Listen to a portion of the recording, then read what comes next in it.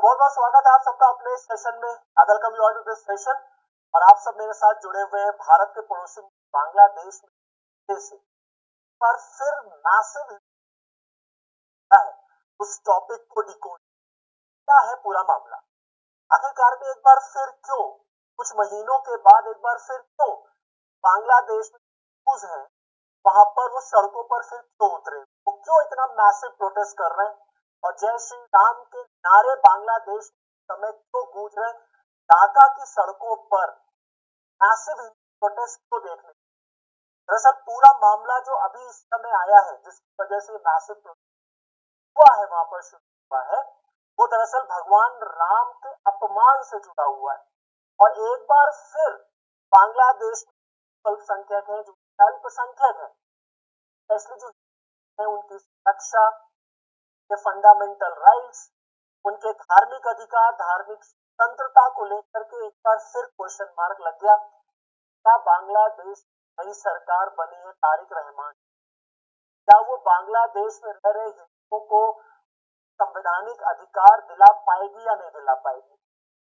किस तरीके से वहां पर ये प्रोटेस्ट हुआ है और जो ये पूरा मामला आया है धार्मिक स्वतंत्रता का या धर्म से जुड़ा हुआ मामला, बांग्लादेश कम्युनिटी को क्या अपना मंदिर भी नहीं बनवा सकते, क्या एक तरफ वहां पर नई नई मंदिरों का निर्माण हो रहा है, क्या वहां पर एक मंदिर नहीं बन सकता, क्या वहां पर भगवान श्री राम की मूर्ति बन सकती।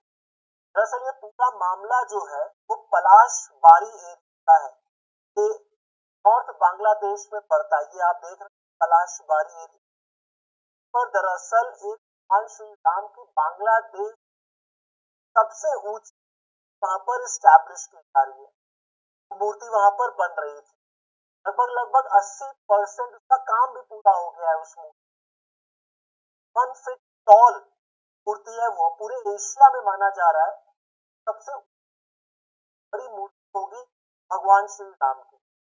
और इसको लेकर के वहां पर विरोध प्रदर्शन, वहां पर आपके इस्लामिस्ट फंडामेंटलिस्ट लोग जो हैं लोग वो इस खिलाफ वहां पर सड़कों पर उतर और वहां पर इस मूर्ति को बुलडोज करने की धमकी बड़ा विरोध हवाला हुआ। तो आखिरकार में इस मूर्ति के निर्माण का काम वहां पर रोक दिया गया कि भाई चलो रोक दिया गया। लेकिन ये जो प्रोटेस्ट हो रहा है तो कम्युनिटी लोग सड़कों पर उतरे तो वहां पर दरअसल भगवान श्री राम की जो 81 फीट टॉल मूर्ति और इस मूर्ति का अब वहां पर 80% काम हो चुका था और इस 80% काम के बाद अब इस काम को वहां पर रोक दिया गया क्योंकि वहां पर जो फंडामेंटली इस्लामिस्ट रेडिकल एक्सट्रीमिस्ट वहां की जो सरकार है बांग्लादेश तारिक रहमान वो उनके दबाव में आ गई और फाइनली दबाव में आने के बाद काम रोक दिया। लोगों ने प्रदर्शन करना शुरू कर दिया, विरोध करना शुरू कर दिया कि क्या बांग्लादेश कम्युनिटी अल्पसंख्यक वर्ग के लोग अपनी धार्मिक स्वतंत्रता को एंजॉय नहीं कर सकते, क्या वो अपना मंदिर नहीं बना सकते, क्या वो अपने आराध्य की बना सकते, क्या वहां पर मंदिर बनाना मूर्ति बनाना अपराध है पाप है। और अगर कोई मूर्ति बनाएगा तो क्या उसको बुलडोज करने जाएगी, क्या मंदिर तोड़ देने धमकी दी जाएगी। वहां पर ये विरोध प्रदर्शन हो ही रहा था कि अभी जो नया विरोध प्रदर्शन शुरू हुआ है उसके कारण ये है तो वहां पर इस्लामिस्ट फंडामेंटलिस्ट लोग हैं जो लोग विरोध कर रहे थे उन्होंने भगवान श्री राम का अपमान किया। तो वहां पर माना जाता है कि भगवान श्री राम के एक पोस्टर पर रख दिया गया तो जानबूझकर वहां पे रिलीजियस सेंटिमेंट्स को प्रवोक करने के लिए किया गया, हिंदुओं के हर्ट किया गया। और इसी बात से वहां पर जो हिंदू कम्युनिटी लोग रह रहे हैं और जो तमाम और भी जो माइनॉरिटीज वहां पर अब वो इसका विरोध कर रहे हैं और फाइनली वहां पर आप देख सकते हैं कि कम्युनिटी तरीके सड़कों पे उतरे हुए हैं। तारिक रहमान सरकार को इन लोगों ने 72 आवर्स का अल्टीमेटम भी दे दिया। अगर 72 आवर्स के अंदर आपने उस कल्प्रिट पकड़ा जिसने भगवान श्री राम मर्यादा पुरुषोत्तम राम का अपमान किया है तो हम अपने को और लार्ज स्केल पर लेकर जाएंगे प्राइम मिनिस्टर मुलाकात का शेड्यूल और जो वहां पे रिलीजियस मिनिस्टर है उनसे करके सारा प्रोग्राम बना है। इस तरीके से बांग्लादेश में हो रहा है कोई नहीं। देखिए हम आपको बताया, हमने देखा था कि कैसे शिवसेना की सरकार जब वहां पे गई, बाद से बांग्लादेश का एक नया रूप भारत के दोनों पड़ोसी मुल्कों में, चाहे वो बांग्लादेश का पाकिस्तान, दोनों जगहों पर अल्पसंख्यकों के ऊपर किस तरीके से अत्याचार किए जाते हैं हम सब देख। पाकिस्तान में भी आप देख लीजिए किस तरीके से मंदिरों पर हिंदू पॉपुलेशन लोगों के ऊपर कैसे वहां पर रेप, बलात्कार, क्या क्या नहीं होता पाकिस्तान में। सेम यही बांग्लादेश में भी हमको देखने को मिला जब शेख हसीना की सरकार वहां पे, और जब वहां पर इंटरिम गवर्नमेंट बनी और मोहम्मद यूनुस हेड बने, तो आप देखिए लगातार आपने देखा होगा मंदिरों को तोड़ा गया, हिंदुओं को वहां पर अपमानित किया गया, तो को टारगेट की गई। और एक बार इन सब चीजों के बाद वहां पर जब इलेक्शन सरकार बनी तो उम्मीद की गई थी भाई चलो अब बांग्लादेश में सुधर जाएगा, और जो वहां पे माइनॉरिटीज रहते हैं उनको फंडामेंटल राइट जो as per the Bangladesh constitution है वो तारिक रहमान की सरकार इंप्लीमेंट कराएगी। बट ऐसा वहां पर होता हुआ नजर नहीं आ रहा। एक बार फिर आप देख यहाँ पे अल्पसंख्यक खासतौर से तो अपने अधिकारों को, अपनी सुरक्षा को लेकर, और वो लगातार सड़कों पर उठते हुए भगवान राम का अपमान तो खैर नहीं कहा जाएगा, जिस तरीके से अपमान किया जा रहा है। 50% वहां पर जो मूर्ति काम था वो पूरा हो गया, सरकार दबाव में आ गई, और दबाव में आने के बाद अब वहां पे काम रोक दिया गया। बुलडोज करने की कोई बहुत बड़ी बात नहीं, बांग्लादेश में कर दिया जाए। भाई आप देखिए जब रहमान का जो स्टैचू वगैरह था ये फंडामेंटल को तोड़ दिया, धार्मिक वाद है जो फंडामेंटल लोग हैं, तो इसको आप क्या समझाएंगे? कॉन्स्टिट्यूशन को नहीं मानते का काम खाली बस इतना है कि कैसे हम बांग्लादेश का पूरा रेडिकलाइजेशन कर दें, वहां पे जमाते इस्लामी अपने पर उसको फॉलो करवाए, कैसे वहां पर शरीयत लॉ को फॉलो किया जाए, और जो माइनॉरिटी है उनको कैसे इस्लामिक में कन्वर्ट किया जाए। बस यही सारी चीजें बांग्लादेश में, पाकिस्तान में आपको देखिए। आप जरा देखिए, अगर आप पॉपुलेशन पर नजर मारिए बांग्लादेश की संख्या पर, तो आप देखिए 71 में बांग्लादेश बनता है, आप समझ रहे हैं? अगर आप देखिए बांग्लादेश की पॉपुलेशन इन बांग्लादेश अगर आप देख लें तो पॉपुलेशन बांग्लादेश बना था तो लगभग मान के परसेंट वहां रहते थे 71 में जब बांग्लादेश बना। आज आप जानते हैं बांग्लादेश 7% आ चुके। वही भारत में आप देख लीजिए 1947 में हमारे यहाँ मुस्लिम जनसंख्या वो 9.8 थी, और आप देखिए आज ये जनसंख्या 2011 के आंकड़ों के अनुसार लगभग 15%।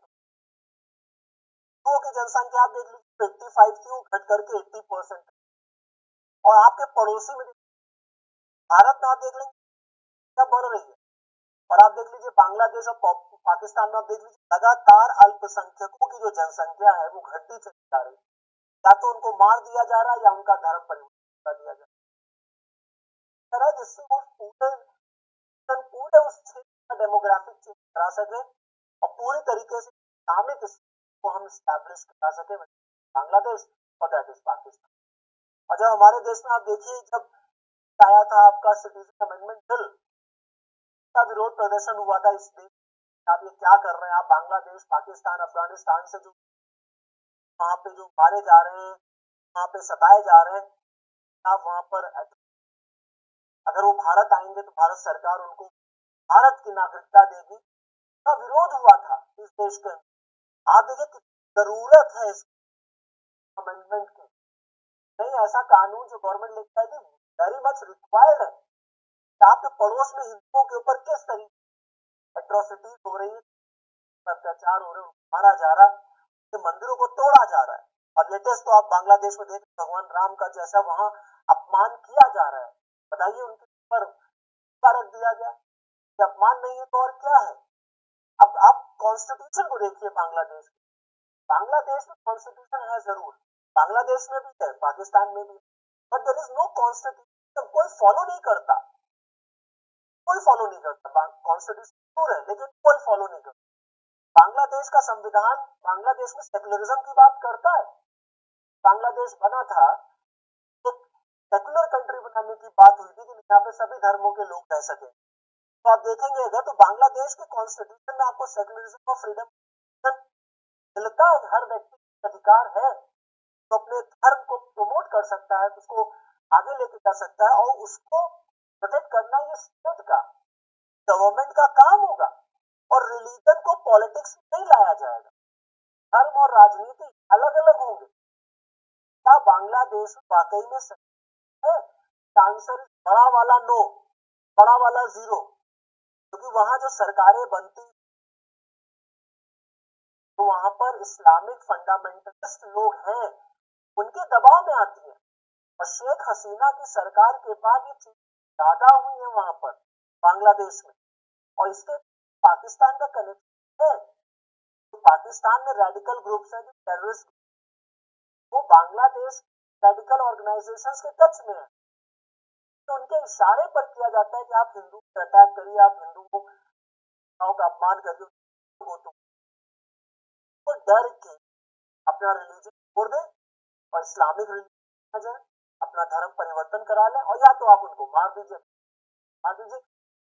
खत्म कर दीजिए, तरीके से को एक इस्लामिक कंट्री बना दे, कोई सेकुलर वजह से मान राम का जो अपमान हुआ है, वजह से पर फिर बांग्लादेश धार्मिक स्वतंत्रता, उनके मंदिर के धार्मिक अधिकारों को लेकर के फिर क्वेश्चन मार्क लग रहा, क्या बांग्लादेश में सारी आएंगी, क्या तारिक रहमान इम्प्लीमेंट पाएंगे? रेडिकल लोगों के हाथों की कठपुतली बनते रहे, और इसी वजह से एक बार फिर बांग्लादेश को प्रोटेस्ट कर रहे हैं। अब देखना होगा तारिक रहमान क्या एक्शन ले, क्या भगवान Ram statue, the tallest statue in India, 1 feet height, क्या वो नॉर्मली, क्या वो ओरिजिनली, क्या वो वाकई में वहां पर पाएगी? आगे क्या होगा, कैसा होगा, आपके साथ मैं जुड़ूंगा। वीडियो में इतना ही, नेक्स्ट वीडियो तब तक